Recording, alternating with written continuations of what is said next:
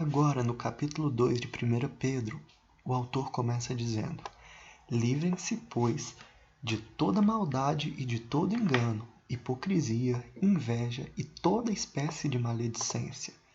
Como crianças recém-nascidas, desejem de coração o leite espiritual puro, ou seja, a palavra de Deus pura, sem nenhum tipo de adulteração da verdade, para que por meio dele cresçam para a salvação. Agora que provaram que o Senhor é bom.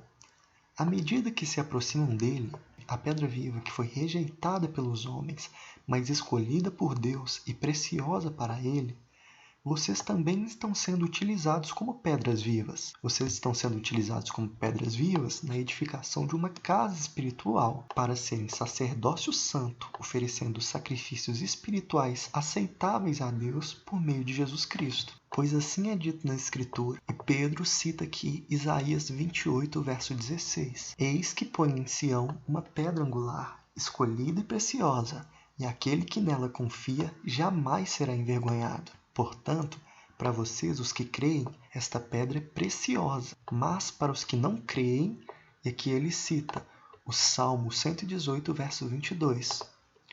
A pedra que os construtores rejeitaram tornou-se a pedra angular.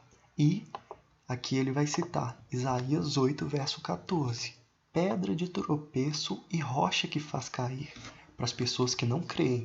Os que não creem tropeçam porque desobedecem a mensagem, para o que também foram destinados. Vocês, porém, são geração eleita, sacerdócio real, nação santa, povo exclusivo de Deus, como está escrito em Apocalipse 1, verso 6, que Deus nos constituiu reino e sacerdotes para servir a seu Deus e Pai. E nós fomos constituídos para anunciar as grandezas daquele que os chamou das trevas para a sua maravilhosa luz. E antes que Jesus nos chamasse, vocês nem sequer eram povo, mas agora são povo de Deus. Não haviam recebido misericórdia, mas agora a receberam. Então Pedro diz: insisto em que, como estrangeiros e peregrinos no mundo, vocês se abstenham dos desejos carnais que guerreiam contra a alma. Ou seja, como nós estamos apenas de passagem nesse mundo, nós devemos nos abster dos desejos da carne. Vivam entre os pagãos de maneira exemplar, para que, naquilo em que eles os acusam de praticarem o mal, observem as boas obras que vocês praticam e glorifiquem a Deus no dia da sua intervenção.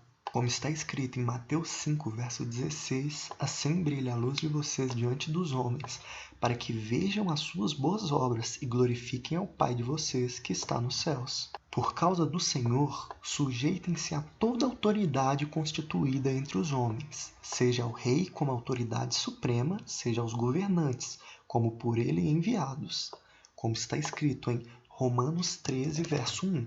Todos devem sujeitar-se às autoridades governamentais, pois não há autoridade que não venha de Deus. E as autoridades foram enviadas para punir os que praticam mal e honrar os que praticam bem.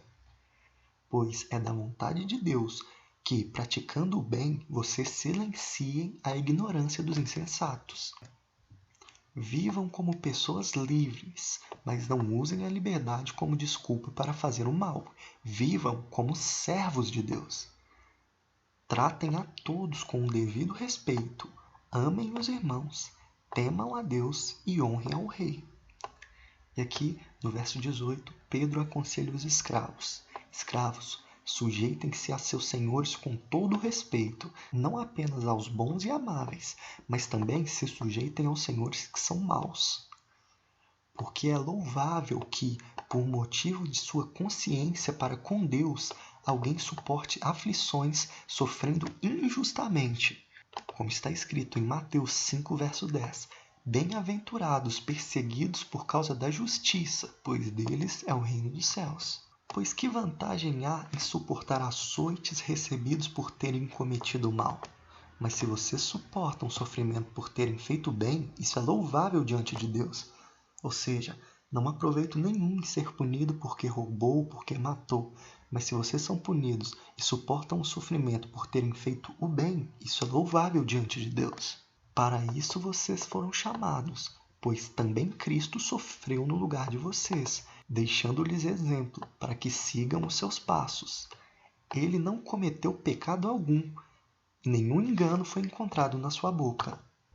Como está escrito em Isaías 53, verso 9, que é uma profecia a respeito do Messias, embora não tivesse cometido qualquer violência, nem houvesse qualquer mentira em sua boca. Quando insultado, Jesus não revidava.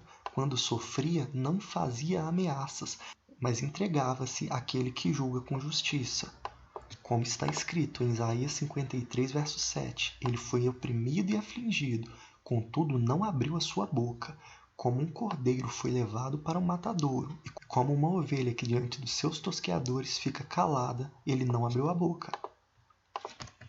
Ele mesmo levou em seu corpo os nossos pecados sobre o madeiro, a fim de que morrêssemos para os pecados e vivêssemos para a justiça. Por suas feridas vocês foram curados, assim como está escrito em Isaías 53, verso 4 em diante. Certamente ele tomou sobre si as nossas enfermidades e sobre si levou as nossas doenças. Ele foi transpassado por causa das nossas transgressões, foi esmagado por causa de nossas iniquidades. O castigo que nos trouxe a paz estava sobre ele, e pelas suas feridas fomos curados. Vocês eram como ovelhas desgarradas, assim como está escrito em Isaías 53, verso 6. Todos nós, tal qual ovelhas, nos desviamos, cada um de nós se voltou para o seu próprio caminho.